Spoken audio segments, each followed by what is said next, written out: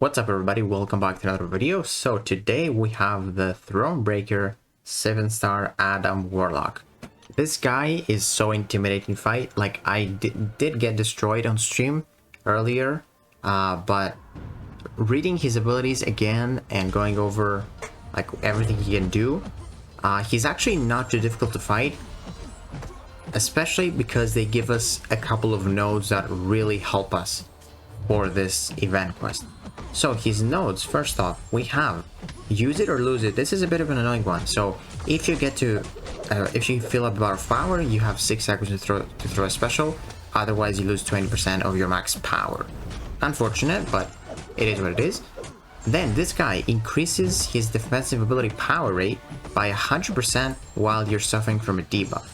So as you might know, this guy generates power like Havoc, mcoc like slowly, but his combat power rate is lowered, exactly like mcoc actually.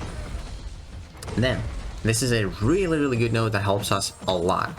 So our total combat power rate is reduced by 100%, but every 50 hits on our combo meter we steal 100% of a bar of power from the defender, and we gain 100% of the power stolen. So you basically steal his power.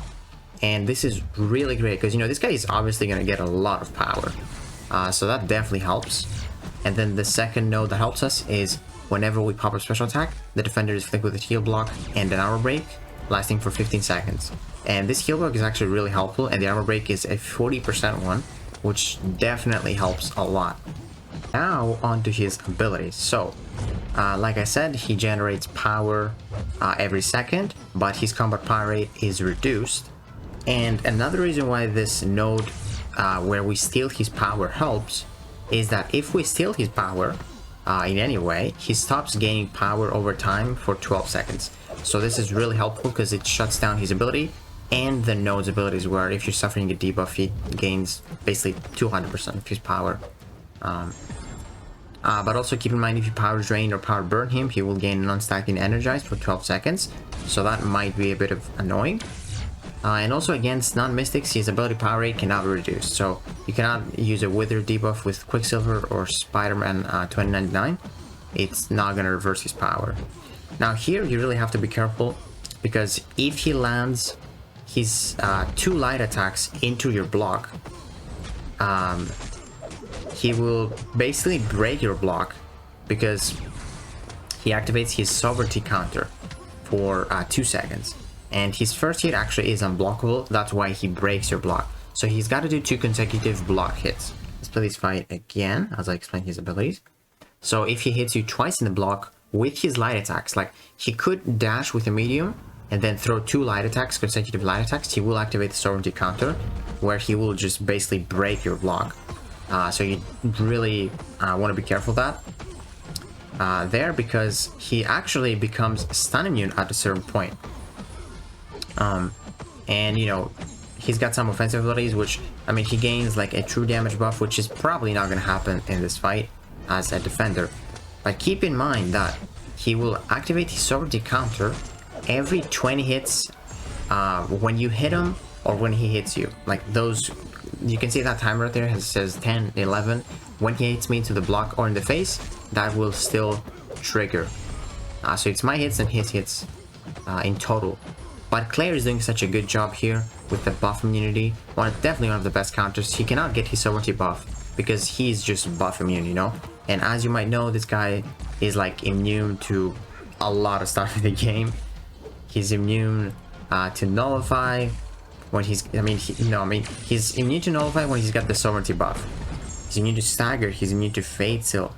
Also here, when he's got the sovereignty buff, this is the yellow one, he's stun immune. So be careful, because if you try and parry, he might hit you again in the block and then break your block, because he's immune to your stun, so you might not notice it. And yeah, you just cannot fate seal it. You can only buff immune it with Claire. That's why Claire is just so good for this guy. And also on his special 2, and at 25%, when he drops to 25%, he activates his Stasis pod, which there It lasts for 2 seconds, and all incoming damage is reduced by 75%, and he heals 74% of that damage that he's gonna take. Like you're gonna see here, it's gonna say Stasis. Yeah, Stasis spot incoming, and there he is. You don't want to hit him, because if you hit him, you will become stunned. But the good thing is that even if you hit him, you will become stunned, but this guy cannot exit his stasis pod unless the 2 seconds pass. So you might get stunned, but he's not going to be able to retaliate. So it's not a big deal if you stun him like early on, like if you stun him at the last second, he's got a chance to retaliate you, because you're stunned for 2 seconds. Without the Limber Mastery, could be some trouble. And also he's immune to Shock, Incinerate, Cold Snap, Frostbite when he's got his stasis pod. And yeah, special one, not too difficult to evade. You can even outrange the first hit and then block dex the first one. Like I might be doing it here actually. Let's see. I think I do. Actually, I power still. Let me go back a little bit more. How about here? Claire is just so good because you just power still with your special 2 and you buff immune, and you can just even power still from the 15 hits from the combo. Like this is really good counter for this guy. So let's see, he's got his stasis again. I think I'm gonna bait a special one here. Yeah, so you can just block dex it, or you can just full dex it with 1 dex. It definitely is weird. It's like he's baiting you with his hand movement, so it definitely needs some time to like practice it, and then you should be fine by dexing it, or you can just even block dex it, or just even block it. Doesn't deal too much damage, but this guy felt like he was doing a lot of block damage to me on my stream for sure. Again, special 2, he just enters his stasis pod, and don't hit him, or hit him really early on. He's gonna stun you, but again, you don't have to worry about it, because he's going to be staying at his stasis pod. So the best counters now. In general, you want to have champions that actually power steal, like Dr. Doom. You don't specifically need champions that power burn, because, you know, he still gets the energize. But if you power steal him with that special one, you will see the first hit steals 10% of each full bar of power the opponent has. So you're just going to power steal him. You're going to shut down his passive power gain. So you should have a good advantage there. And if he doesn't gain too much power, you can benefit from that 15 hit node, where you can just steal his power again, shut down the passive power from that node.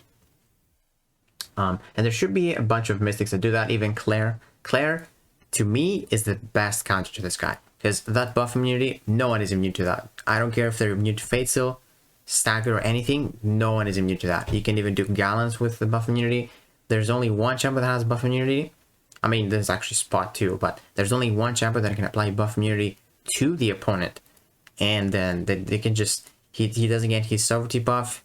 He doesn't, he can still, though, break your block. So it happened to me on one of my tries. I had a buff immunity on him, and I think he hit me twice with a light attack, and he still broke my block. Even though the unblockable did not proc, for some reason he broke my block. There's probably like a timing or something. And again, you can even power steal with Claire if you're on the poison phase. Really good stuff. This guy actually power steals as well, Dormammu. He could be decent, you know, if you need some power control. But there's also another mystic that works really great. They said they're gonna bring more champions with Soul Barb. So this guy, if he's inflicted with Soul Barb, he doesn't heal anything back from when being in his stasis pod. That's really helpful, because your Soul Barb doesn't let him heal. And also, if he procs his buffs, he's gonna take damage, which is really good counter for that. And then actually a nice counter that I think will work if you mess up slightly. Miles. You know, if you have the spider camo, if the opponent is unblockable, you have a 100% chance to miss, or the opponent to miss. So let's say you have your spider camo active, he hits you twice with a light attack, he's gonna become unblockable. But because he's unblockable, you're not gonna take the hit. So it's a nice safety net, I would say. So Miles, probably one of the top counters there. He's got a taunt as well if you want to bait special 1s instead of special 2s, because if you bait too many special 2s, you know, he goes on his stasis pod, he covers some distance. And because he stays there with his stasis pod, you're not going to be able to push him back. So if he throws way too many special 2s, you're going to be cornered in a second. This guy definitely hurts in the block, for sure. And yeah, that is pretty much it for the best counters. I would say the top counter for this guy is Claire. I knew it. I knew she would just destroy him. You know, everyone that's immune to Nullify Fatal, Claire doesn't care, basically. So yeah, guys, let me know what you think about Adam Warlock. And if you enjoyed this video, please give it a like, subscribe, and I will see you in the next one.